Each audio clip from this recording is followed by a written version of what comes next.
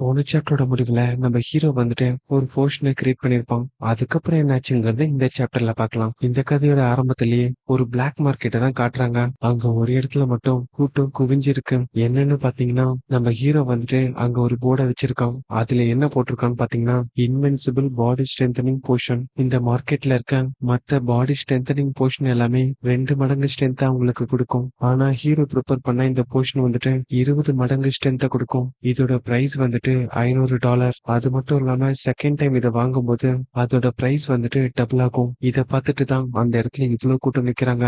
இதை பார்த்த மத்தவங்களும் எனது 20% ஸ்ட்ரென்த் கொடுக்குமா, ஈவன் தோ ரொம்ப ஃபேமஸான லின்குனுடைய பிளட் பூஸ்டரே 2 மடங்கு தான் ஸ்ட்ரென்த் கொடுக்கும். எனக்கு தெரிஞ்சு இவன் போய் சொல்றான்னு நினைக்கிறேன். அது மட்டும் இல்லாம அந்த போர்ஷனை கொஞ்சம் பாருங்களேன், பச்சை கலர்ல பாய்சன் மாதிரி இருக்கு. இதை கன்சியூம் பண்ணி எனக்கு ஏதாச்சும் ஆயிடுச்சுன்னா யாரு ரெஸ்பான்சிபிலிட்டி எடுத்துப்பான்? இதை கேட்ட ஹீரோ வந்துட்டு என்னோட சிஸ்டருக்கு மெடிக்கல் பில்ஸ் மட்டும் இல்லாம இருந்துச்சுன்னா இந்த மாதிரி ஒரு போர்ஷனை நான் செல் பண்ணிருக்கவே மாட்டேன். இதே நேரத்துல கார்ல இருந்து ஒருத்தன் இறங்குறான். அவனோட பேர் வந்துட்டு சோக்கும். உடனே அவனுக்கு பக்கத்துல இருக்க செக்ரட்டரி வந்துட்டு, பாஸ் அங்க ஏதோ கூட்டமா இருக்கு, நம்ம போய் பார்க்கலாமான்னு கேட்க அங்க இருக்க எல்லாரையும் விளக்கிட்டு இவனுங்க முன்னேறி போறானுங்க. அங்க அந்த போர்டை பார்த்துட்டு பரவாயில்லையே, இது செகண்ட் டைம் வாங்கும்போது டபுள் த அமௌண்ட் பே பண்ணுமா, இன்ட்ரெஸ்டா தான் இருக்கு. ஹே கிட், உங்க பாஸ் உன்னதான் ஹையர் பண்ணிருக்காரான்னு கேட்க அவங்களுக்கு பின்னாடி வந்த தடியனும், எனது இந்த போர்ஷன் வந்துட்டு 20 மடங்கு ஸ்ட்ரென்த்தை கொடுக்குமா, நான் இந்த பிளாக் மார்க்கெட்ல 5 வருஷமா இருக்கேன். இந்த மாதிரி ஏமாத்து வேலைய 1000 டைம்ஸ்க்கு மேல பார்த்திருக்கேன். நீங்க 2 பேரும் இதுல கூட்டாளி போல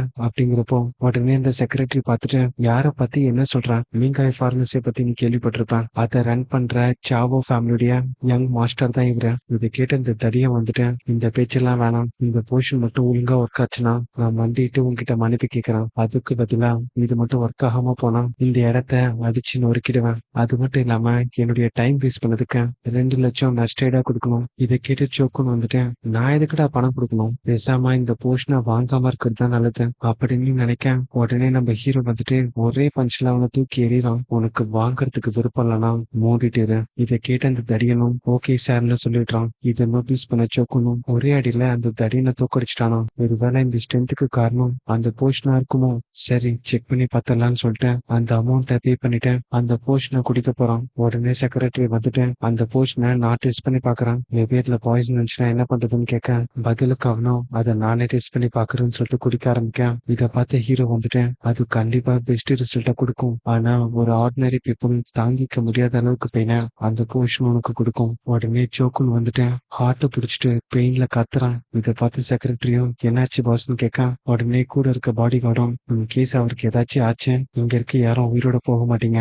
உடனே ஹீரோவும் கேஷுவலா நடந்து போறான். நான் தான் ஆல்ரெடி சொன்னல, இந்த பெயினை தாக்கு பிடிக்கிற அளவுக்கு அவனுக்கு மன உறுதி இருந்தா போதும், எல்லாம் சரியாயிடும். இதை கேட்டு அவனும் பாடி ரிசனிங் ஆர்ட் யூஸ் பண்ணி அந்த பெயினை கண்ட்ரோலுக்கு கொண்டு வரான். ஆக்சுவலா இந்த ஆர்ட் வந்துட்டு அவனுடைய ஃபேமிலி டெக்னிக். ½ அப்புறம் அவனுடைய விட்டாலிட்டி ஸ்கோர் வந்துட்டு ரேபிடா இன்க்ரீஸ் ஆகுது. உடனே அவன் வந்துட்டு அங்க இருக்க அடுத்த போர்ஷன் எடுக்கிறான். இதை பார்த்த ஹீரோவும் செகண்ட் போர்ஷனுடைய காஸ்ட் நான் சொன்ன மாதிரி 2 மடங்கு அதிகம். அது மட்டும் இல்லாம இந்த போர்ஷனை மந்த்லி ஒன்ஸ் தான் எடுக்கணும். உடனே அவனும் அந்த அமௌண்ட் பே பண்ணிட இதை பாக்குற மத்தவங்களும் அப்ப 20% ஸ்ட்ரென்த்ங்கிறத உண்மைதான் போல. இப்போ அவன் கம்ப்ளீட்லி டிஃப்ரெண்ட் ஆளா இருக்கான். உடனே அந்த தடிமாரி கிட்ட போயிட்டு என்னோட ப்ராமிஸை பிரேக் பண்ண மாட்டேன்னு நினைக்கிறான். ஒழுங்கு மரியாதையா சொன்ன மாதிரி மன்னிப்பு கேளு. பதிலுக்கு அவனும் என்ன மன்னிச்சிருங்க யங் மாஸ்டர் அப்படின்னு காலில் விழுந்துடுறான். உடனே ஹீரோவும் மனசுக்குள்ள நான் சீக்கிரமா ஹாஸ்பிட்டல் போயிட்டு மெடிக்கல் பில்ஸை பே பண்ணும் அப்படின்னு அங்க இருந்து கிளம்பா. உடனே சோக்குன்னு வந்துட்டு, மாஸ்டர் கொஞ்சம் வெயிட் பண்ணுங்க, என்னுடைய ஃபார்மசில உங்களை அப்பாயிண்ட் பண்ணலான்னு இருக்கேன். நீங்க என்ன சேலரி கேட்டாலும் சரி,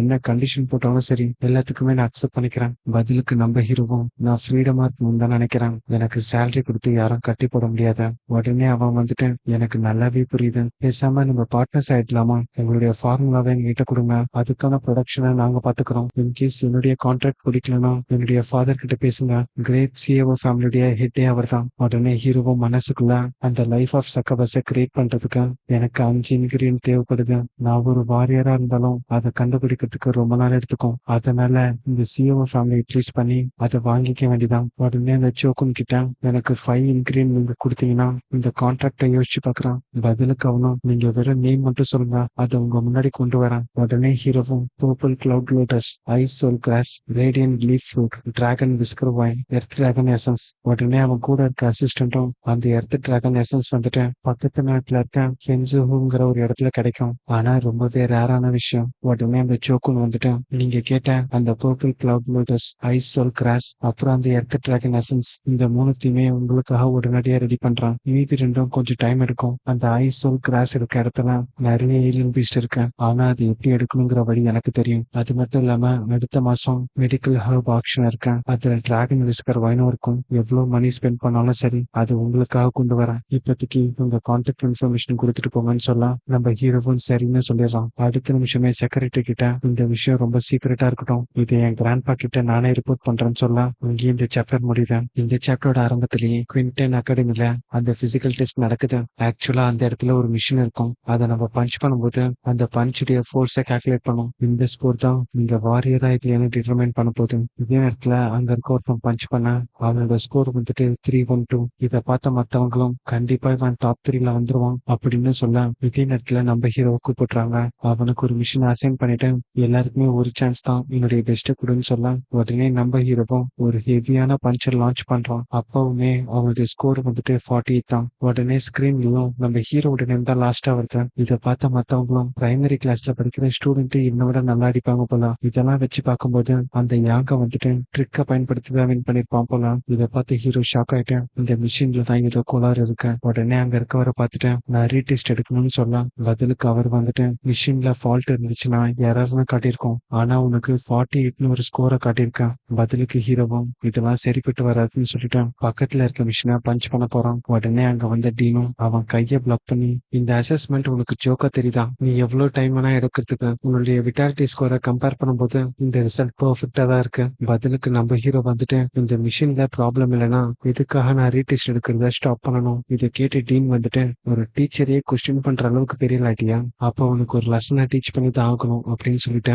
கோட்டை கழட்டி போட்டு ஸ்லீவ்ஸ் மடிக்க அடுத்த நிமிஷமே நம்ம ஹீரோக்கு பின்னாடி போயிட்டு அட்டாக் பண்றாரு. பதிலுக்கு அவனும் அதை பிளாக் பண்ண இதை பாக்குற ஸ்டூடெண்ட்ஸ் வந்துட்டு நம்ம டீன் பெரிய பிரச்சனையில மாட்டிக்கிட்டான். நம்ம டீன் வந்துட்டு ஃப்ரண்ட் லைன்ல இருந்த ரிட்டையர்ட் வாரியர். பதிலுக்கு நம்ம ஹீரோ வந்துட்டு இன் கேஸ் நான் உங்களை டிஃபீட் பண்ணிட்டேன்னா என்னை ரீடெஸ்ட் எடுக்க விடுவீங்களான்னு கேட்க பதிலுக்கு அவரும் ஹீரோடைய பஞ்சா பிளாக் பண்ணிட்டேன், நீ இவ்வளவு அரகண்டா இருப்பான்னு எதிர்பார்க்கல அப்படின்னு சொல்லிட்டு அவனுடைய கழுத்தை பிடிக்க பதிலுக்கு அவனும் நம்ம ரேமிஸ்டோ மாதிரி அவனுடைய கழுத்தை லாக் பண்ணி ஒரு சொல்றான். ஆனா நம்ம டீனும் சாதாரண ஆள் கிடையாது. அதை அப்படியே பிளாக் பண்ணி ஒரு கிக் வைக்கிறாரு. உடனே பின்னாடி போயிட்டு பரவாயில்ல இந்த பையன்கிட்டே ஸ்கில் இருக்கு அப்படிங்கிறப்போ நம்ம ஹீரோவும் அவனுடைய கிளாஸ கொண்டு வந்து அவருக்கு பின்னாடி அட்டாக் பண்ண போக இது மட்டும் அவர் மேல பட்டுச்சுன்னா அவர் செத்துருவாரு அப்படின்னு சொல்லிட்டு அதை பஞ்சா மாத்திடுறான். பதிலுக்கு அவரும் அவன் கையை பிடிச்சி தூக்கி எரிஞ்சிடறாரு. இந்த டியூல் மேட்ச்ல நீ தோத்துட்டேன், உன்னோட ரிசல்ட் சேம் தான். உடனே அவர் வந்துட்டு ட்ரிக்க வச்செல்லாம் இந்த அசஸ்மெண்ட் அவனால கிளியர் பண்ண முடியாது. உடனே ஹீரோவும் அவனுடைய ப்ளீடிங்கை தொடச்சிட்டேன், நான் வாரியர் ஆகணும்னா